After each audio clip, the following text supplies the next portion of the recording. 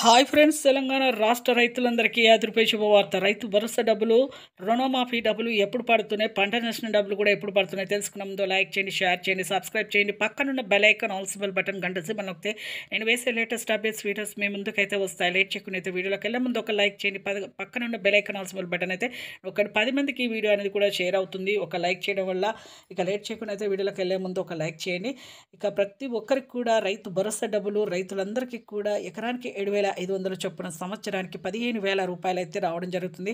వానాకాలం యాసంగి సీజన్ అంటే ఏం లేదండి, మీకు ఇప్పుడు ఖరీఫ్ సీజన్ అయితే మీకైతే రావడం జరుగుతుంది కదా.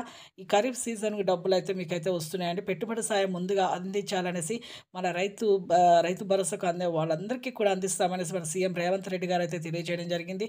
ప్రతి ఒక్కరు కూడా పొలం అనేది మీరు సరిగ్గా సాగు చేయాలంటే చేస్తేనే వేస్తామని చెప్పడం జరిగింది. అలాగే పంట నష్టం డబ్బులు కూడా మీకు భారీ వర్షాల కారణంగా 10,000 నష్టం, పత్తి, వరి, మిరప ఇలాంటి పంటలు కూడా వేస్తాం. అలాగే రుణమాఫీ డబ్బులు కూడా మాఫీ చేస్తామనేసి మన వ్యవసాయ శాఖ మంత్రి తుమ్మల నాగేశ్వరరావు చెప్పడం జరిగింది. లైక్ చేయండి.